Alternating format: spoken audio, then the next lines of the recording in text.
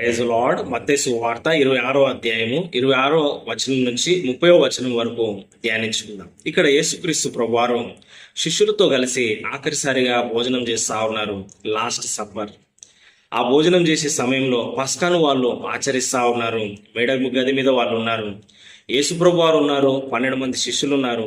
అందరూ కలిసి భోజనం చేస్తున్నప్పుడు యేసుక్రీస్తు ప్రభు వారు ఒక రొట్టెను పట్టుకొని దాన్ని ఆశీర్వదించి విరిచి తన శిష్యులకు ఇస్తూ, మీరు దీన్ని తీసుకునుడి, ఇది నా శరీరం అని చెప్పినారు. అదేవిధంగా ఆయన గిన్నె పట్టుకొని కృతజ్ఞతాస్తుతులు చెల్లించి వారికి ఇచ్చి, దీనిలోనిది మీరు త్రాగుడి, ఇది నా రక్తము, అనగా పాప క్షమాపణ నిమిత్తము అనేకుల కొరకు చిందింపబడుచున్న నిబంధన రక్తం అని ప్రభువారు మరి శిష్యులతో చెప్తా ఉన్నారు. ఇంకో మాట చెప్తా ఉన్నారు, నా తండ్రి రాజ్యంలో మీతో కూడా నేను ఈ ద్రాక్షరసం కొత్తదిగా త్రాగు దినం వరకు ఇకను దాన్ని త్రాగనని మీతో చెప్పుచున్నాను.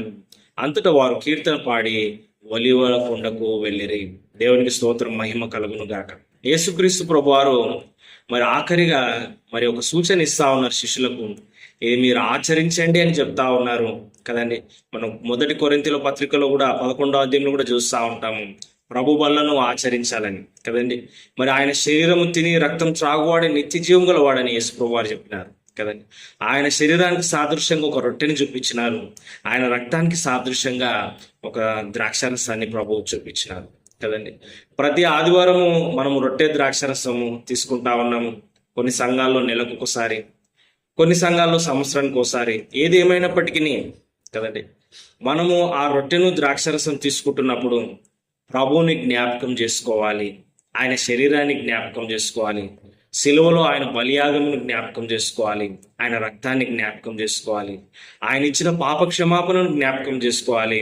ఆ విధంగా మన హృదయాన్ని శుద్ధీకరించుకొని దాన్ని తీసుకోవాలి కదండి. అపవిత్రంగా అనాలోచితంగా దాన్ని తీసుకోవద్దు. మన పాపమును మనం ఒప్పుకొని వాటిని విడిచిపెట్టి ప్రభు మార్గమును నడుచుకోవాలి. యేసు ప్రభువారు అంటున్నారు, దీన్ని మళ్ళీ కొత్తదిగా పరలోక రాజ్యంలో నేను తీసుకునేంత వరకు, పరలోక రాజ్యంలో మళ్ళీ ఇంకోసారి తీసుకొని ప్రభు శిష్యులతో చెప్తాము. యేసు ప్రభువారు మళ్ళీ త్వరగా రాబోతున్నారు. 2వ రాకడలో ఆయన లోకానికి తీర్పు తీర్చబోతున్నారు.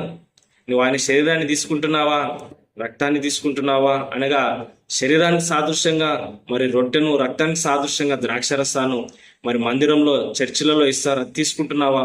ప్రభుని జ్ఞాపకం చేసుకుంటున్నావా? అసలు నువ్వు రక్షింపబడ్డావా? నీ పాపాలు ఒప్పుకున్నావా? ప్రభు మార్గంలో వెళ్తున్నావా?